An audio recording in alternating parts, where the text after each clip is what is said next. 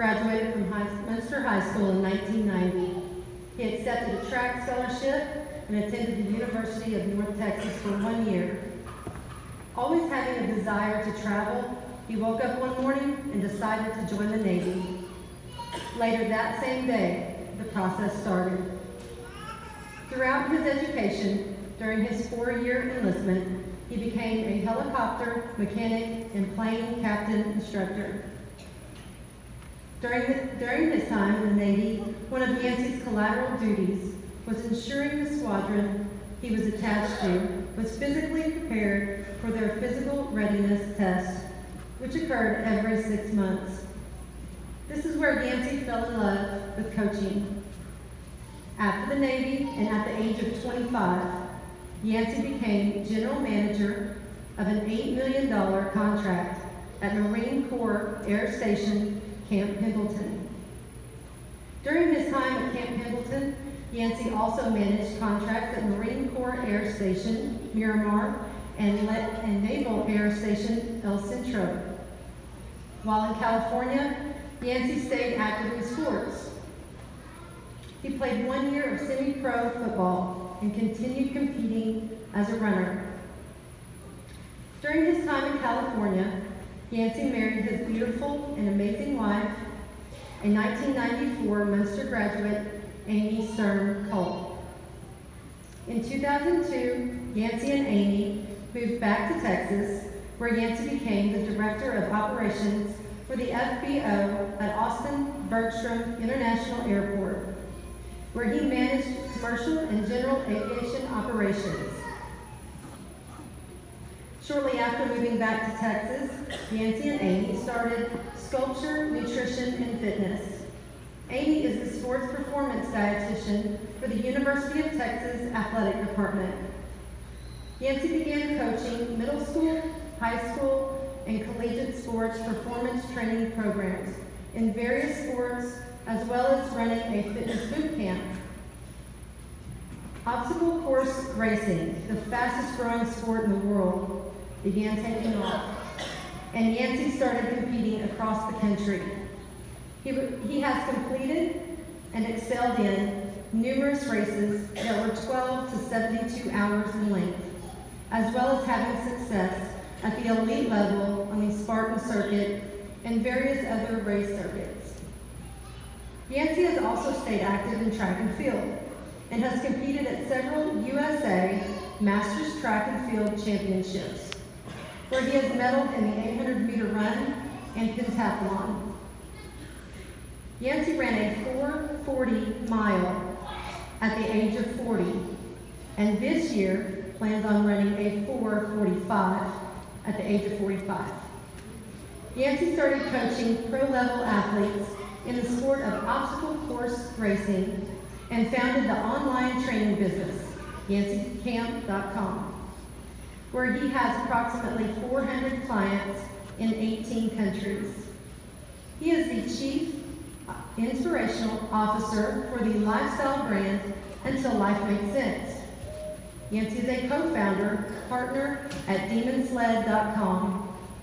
He is also a brand ambassador for the supplement company Human and Power Systems, which is the largest distributor of fitness equipment in the world. For 10 years, Yancy has provided sports performance coaching for the 2-time state champion Cedar Park Timberwolves football team. Yancy provides motivational speaking with a focus on middle school, high school, and collegiate youth. Yancy and Amy have 2 children, Lily, age 10, and Scout, age 6. His parents, Bill and Charlotte Culp, live outside of town in Roston. Please help me welcome our speaker tonight, Yancy Culp.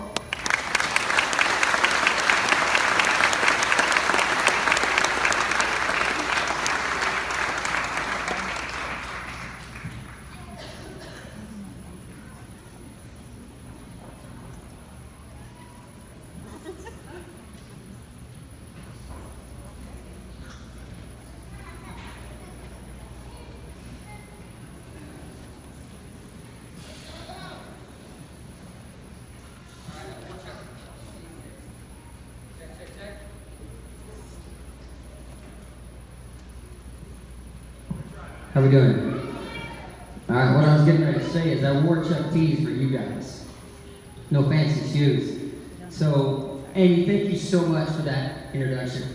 I want to give a quick shout out to the faculty and administration, this amazing town that treated me so well for many years. I graduated, as Amy said, I graduated in 1990.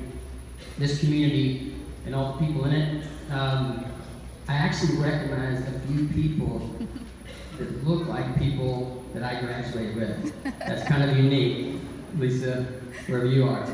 But anyway, this town was so amazing to me. I moved here from Gainesville, Texas, and this town embraced me with open arms. So I want to thank you. I want to thank you guys big time for having me. I want to thank your parents. But the main thing I want to do for you today, 99.9% of everything I speak about today is for you. I want to give you a speech that you absolutely remember for a long time. I want to be as graciously direct as I possibly can be to where you remember this, to where it might be tonight, it might be a week from now, it might be 15 years from now, that I give you something that you can grab onto and remember.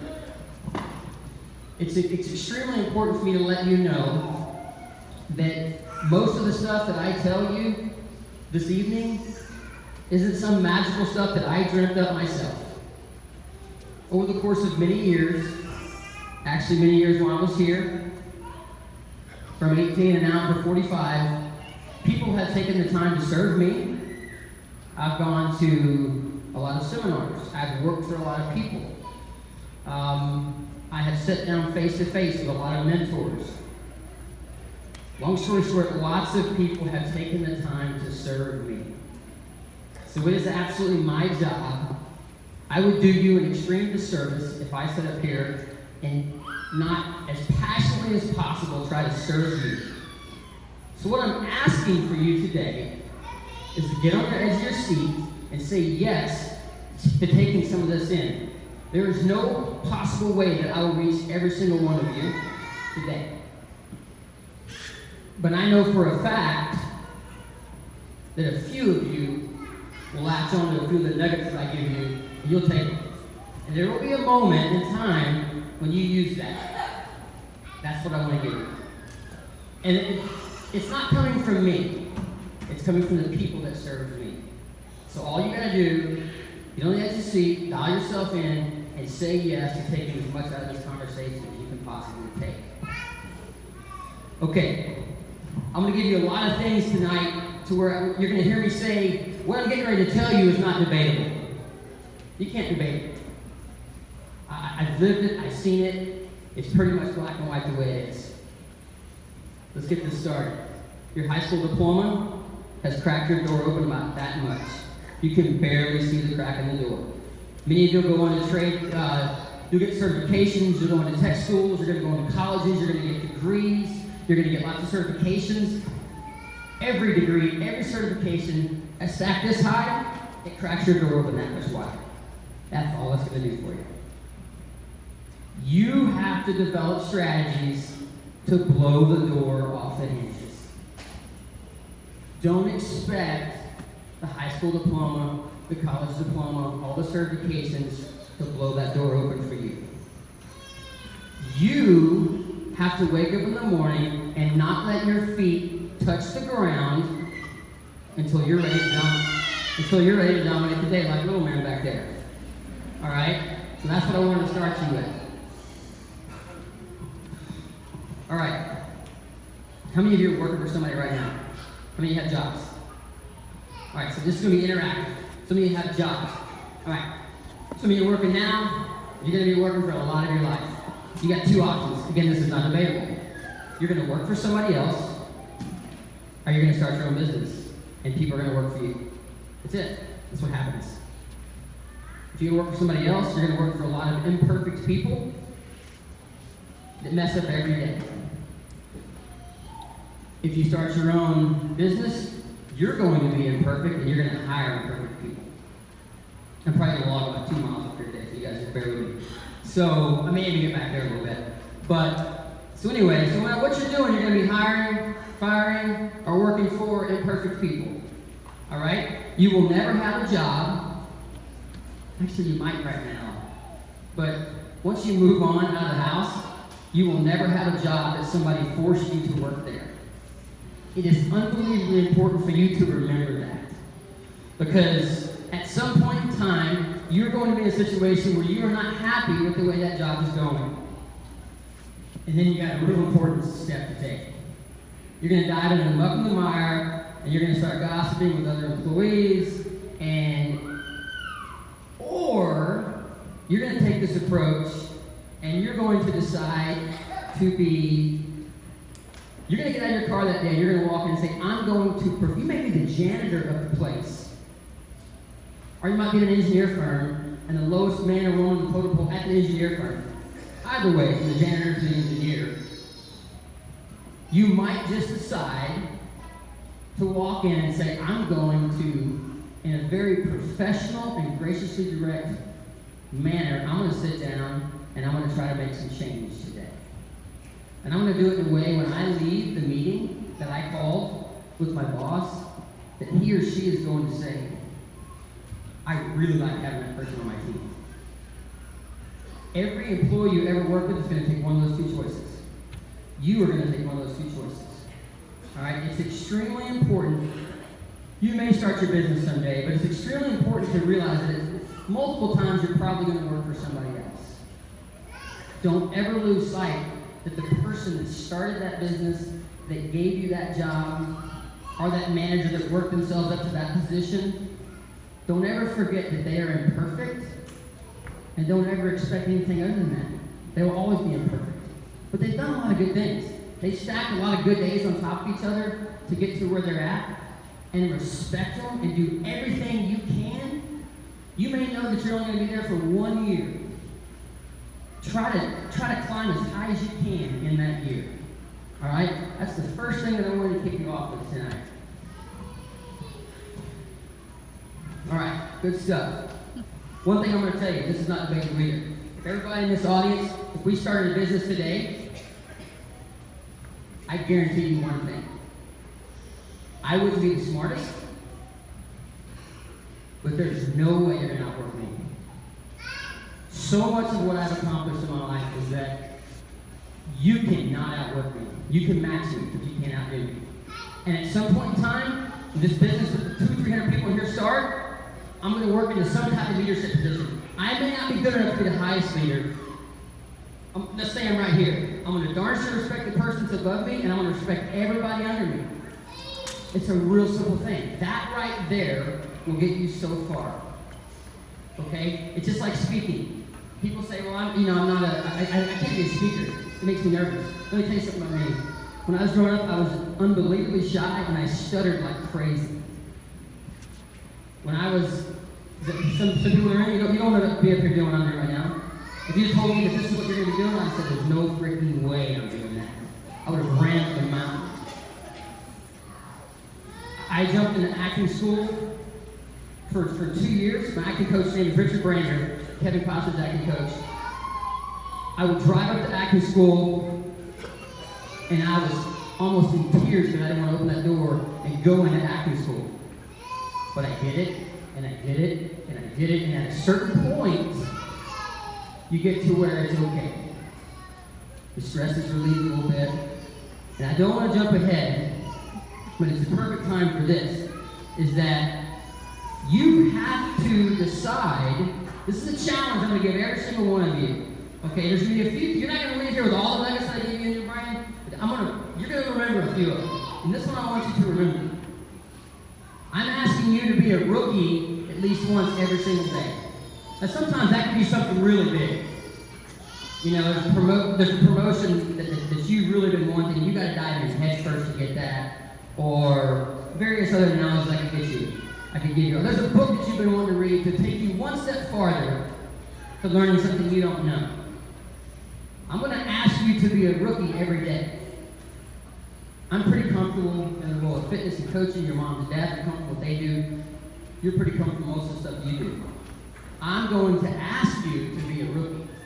It's easy to be a veteran. okay? You're at that engineer firm, and you're wanting to run the engineer firm, you're going to have to be a rookie. You're going to have to dive into jobs that scare you. Be a rookie and start saying yes. Say yes. When something is presented in front of you, unless it's going to like physically harm you, say yes. Take the challenge. Say yes and be a rookie. Okay. Another good little nugget that I want you to take with you. This is not debatable. Everybody in this room, the majority of their time, spends the majority of their day on one of three platforms. We're going to start with platform A over here. You get up, your feet hit the ground, running. You're dominating the day. You're crossing your T's, you're dotting your I's. People love having you around. They love being in your presence. They want you on your team. You kick, you know what, and take names. That's platform A. Platform C is over here. You do just enough to get by, and you're pretty much paying to buy. That's platform C. I told you I'm going to be direct with you today. Platform B is kind of in the middle. You just wallow around in mediocrity a little bit. You might spend a little time on A or C, but you're just kind of tippy-toeing through life, wondering how it's going to go today, not taking too many risks, not getting in too much trouble. I could spend an hour on each platform, but you can't argue with me that most of your days you spend on platform A, B, or C. Everybody in this room does. Okay, there's no magic that comes with which platform you're on.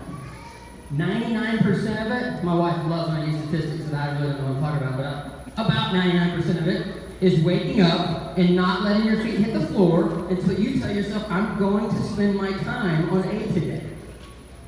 I'm going to simply spend most of my time on platform A. We'll talk about accountability partners that help you stay on platform A. It's just a simple decision. Don't leave your bedroom until you say, I'm going to get on A. So here's what starts to happen. You start hanging out with other people who are on platform A, and every now and then you fall off of platform A, and guess what? There's about 5 people pulling you back up on platform A. You spend time on C, you spend time with other people that like to hang out on platform C. You fall off, they dive off in the mud with you. It's just the way it works. I've been there. I've spent time on A, I've spent time on C in my life, and I've spent time on B. Pure magic happens on A. The happiest you'll ever be will be on A. It's so simple. It's like elementary level stuff. Make the decision. A lot of what I cover, I like to throw the platform talking to you earlier, because a lot of what I cover gives you life strategies of staying on A. Okay? So, another big one that kind of ties in with platforms. Basketball team won state. Baseball team still in the playoffs. Football team still won state. They were right there. Bad call, by the way. But 98% of your athletic career, 98% of your mom's and dad's business career or work career, 90% of your life at home raising kids, moms and dads, is outside of the spotlight. No cheering squad, no Friday night lights, nobody watching, nobody clapping for you. The basketball team just won state. It was right in here grinding. There's not a soul in the stands. You're just grinding. It is exactly the same way at work. It's exactly the same way when my wife and I raise our kids. That's how it is. 2% is that state game. 2% is today in the playoffs for the baseball team. 2% is when your kids graduate high school. Moms and dads know exactly what I'm talking about. This is their 2% day right here. They'll have more, but this is their 2% day. You have to completely fall in love with the 98% and spend almost no time focusing on the 2%. I've been guilty of it. We love that spotlight. This is my 2% right now. I love this. But it's taken a lot of grinding to get to the point where Miss Amy Bender gives me this opportunity. I have to fall in love with the 98% that gets me here. You have to fall in love with the 98%. You're going on to St. Ed's. You know exactly what I'm talking about. It's 98%. It's just you and your team in the gym. That's how it is. It's the exact same way in your work life. It's not debatable. Your moms and dads know exactly what I'm talking about. Every now and then you get to shine. Okay? Fall in love with the 98%. All right. Another great nugget that you can take out of here. I hope you do. I got to give credit to Brian Kane. mental conditioning coach for a lot of Major League Baseball players and just athletes all over the world. I learned this strategy in one of his seminars. So, again, non-debatable. You spend most of your day in the green zone, yellow zone, or red zone. Not debatable. Green zone is when you're winning state championships. Life is fantastic. Nobody's cutting you off on the road. Nobody's taking credit for your job at work. Everything is beautiful. Yellow zone, whoever pitched today, whoever pitched, when they throw the strike and the ump calls the ball. Don't lie, you know, it immediately takes you to at least the yellow zone. You may not outwardly show it, but you get a little flustered all of a sudden. You throw another strike and he calls the ball again. You're in the red zone, or you get cut off on the road, and then you get cut off and somebody actually flips you the bird. You're in the freaking red zone for a little bit. Anybody ever tells you they never go to the red zone, they're lying to you. The strategy that you have to take that will do magic in your life, it will simply perform magic. I'll give you that. I'm not exaggerating. Is develop strategies to quickly flush back down to the green zone. Do it. You get fouled, and they don't call a foul. Flush. You get burned as an defensive back, flush it. In business, somebody takes credit for your work, flush it. Move on. Create productive change. Do whatever you do, but do it from the green zone. I promise you, if you'll take that strategy with you, it'll work. All right. Amy said 10 minutes. There's no way. There's no way. Okay, another huge one. Another huge one. This may be the biggest one. Well, the biggest one's coming last, but this is a huge one. All right. Your network. Right now, you're only 18 years old, but you have somewhat of a network right now. You have people in this town. You have people outside of town. You have mentors. You have teachers. You have amazing parents. You got people in your network that have influence. Okay? So, here's the deal. Throughout the rest of your life, I'm going to seriously challenge you. I want you to remember Yancy telling you this. I'm going to challenge you that anytime you are in public, you could be around one other human. Hit the reset button, dial yourself in, and engage in that situation. Leave your headphones in the car, leave your earbuds in the car, engage with that human or large groups of humans. Because here's what happens. Your network will grow. You will be influential to others. They will put you in their network. They will be influential to you. The network grows. It's the only multi-level marketing campaign on the planet that I actually love. It is. You got 300 people in your network. That's about how many I have. They've got another 300. Things are going to happen. But here's the number one rule with networking. You have to wake up every day and say you're going to serve people in your network and expect absolutely nothing in return. You can't expect anything in return. You serve and serve and serve, and you do this. Make this promise for me. You may have 10 people in your network right now.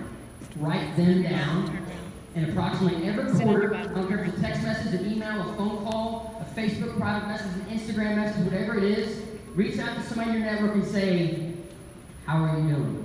How's life treating you? It can be as simple as that. Do that to your network of 20 people. Expect nothing in return. Actually, you're genuinely asking them, how are you doing? Anything I can do for you? Do you need anything? Just trust me now. I don't have to go any further. If you'll just do that, I promise you, it is a game changer. Respect your network.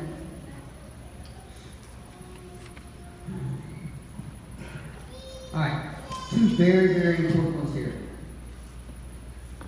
If you will remind yourself before you get out of bed to hit the reset button and say all day long today, I'm going to be the type of person that people love being around. They love having me in their company. That takes a conscious decision, actually. You have to live a great life of service and expect nothing in return. Every meeting you roll into, every day you go into work, this evening when you walk and when you sit down at the dinner table with your family, that's about as real as it gets. In every situation you can ever bring up, remind yourself to simply be the type of person that people love to be around. They love being in your presence. And here's another really big one that kind of ties in with that. I work for two amazing CEOs and one vice president. And the only reason I'm working for them today is because within about 45 seconds in a conversation, the very first time I met them, I was in a situation where I wasn't in need. I didn't need a job. I didn't need to do anything else. I was just had a chance to meet with them. In less than a minute, I felt unbelievably comfortable being open and honest with that person. God helped Joel Core, helped Michael Dell, literally start Dell, worked with Dell back in the 80s. Unbelievable, successful man. In a matter of less than a minute, I felt so open and honest talking with him. I just wanted to share, and let me tell you something. You'll work with other employees, you may hire employees, you're going to be in business with others. When your boss sees you as that person, he's going to want you in a leadership role. When you start that business and you're that type of person, people are going to work for you and never want to leave. There could be a big promotion somewhere else, or they could be moving on somewhere else, but they're going to second guess. They're going to think about that for a second because they love working with you because they are so darn comfortable being around you. If you work on some of the things I talk about today, you will get better and better at hitting that reset button each day before you roll out of bed and say, that's who I'm going to be today. That's who I'm going to be today.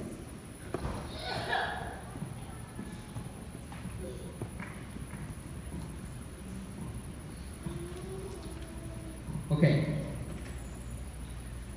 So we all have goals, aspirations, big ideas. We have something we want to invent, create. Just massive ideas. You may have an entrepreneurial brain, or you may want to actually do the things that we're talking about here so far. Here's the deal. You have to make the decision when you get out of bed in the morning that you are going to move at least one big rock today that gets you closer to that goal.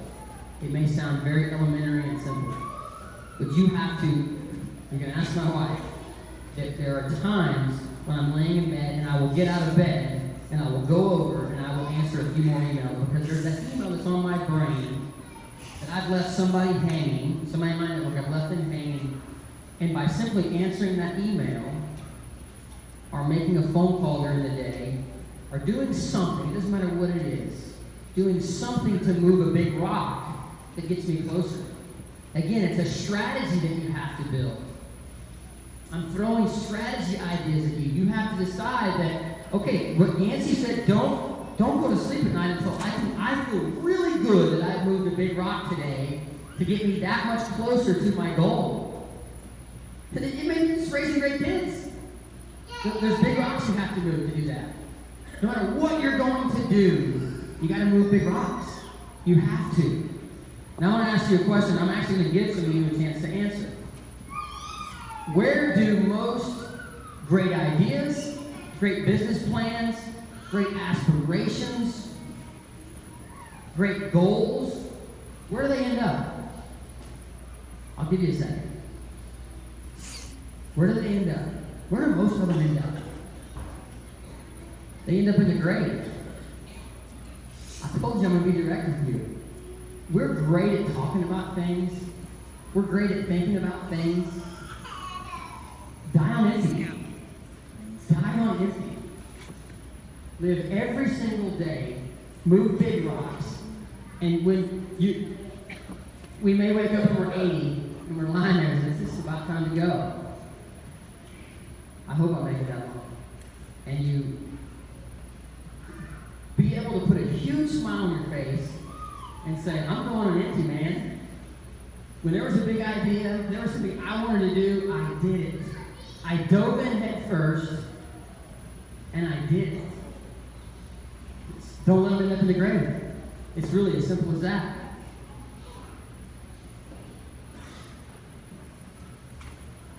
Okay, about this time last year,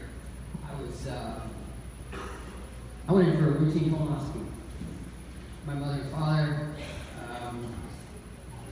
had some early signs, so I dove in and started getting the routine screening. And after screening last year, about a week later, the doctor calls me and says, you have cancer. Freaking ripped my feet right out from under me. I mean, put me on the ground. I know that many of you have been touched with unbelievably harsh situations. It happens in life. My feet were ripped out from under me. I went in and had 8 inches of large intestine removed, 37 lymph nodes, and I dove right into 6 months of chemotherapy. It was a game changer for me. And the reason why I bring it up is one very, very specific reason. Is because I thought I had it all figured out. I thought I could give a perfect speech. I thought I was crossing all my T's and dotting all my I's and living a wonderful life of service and doing everything I could to serve others and maximize my opportunities. But let me tell you something. When you are hit with that near-death experience, that you hit with the C word and various other things and knock you flat off your feet, you quickly realize that you're not. So one of my goals for you, I have other cancer survivor friends, and what we talk about is we get very passionate about wanting to serve young people and get them to the point where they don't have to go through the near-death experience or the cancer journey or whatever to realize that I'm up here, but I want to be higher. I can do more. I can serve better. I can live better. I can do everything better. I thought I was, and I wasn't. Literally in 5 minutes, it hits me. Because that's how quick it hits you. It knocks you right to the head, and you just want to, first you're pretty shocked, and then you start battling through it, and you just start wanting to more. It's, we call it a gift. It's people. You hear people calling it a gift, and it really is a gift. I may cry here. My mother is a 22-year survivor, and she knows exactly what I'm talking about. It's a gift. She ramped it up after that. That's all. I ramped it up after that. You don't have to go through cancer to ramp it up. You don't have to. All right.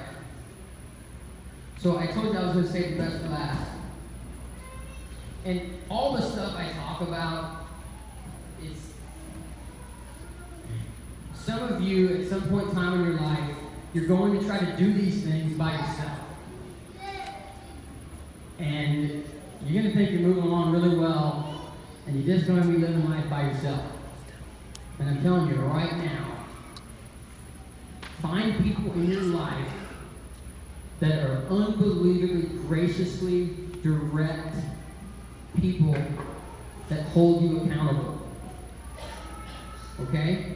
Hold you, people that would hear me say this speech and say, I approve of every single thing he said, and I'm going to try to hold you accountable to that. They love you 1,000,000 times over, but people that hold you accountable.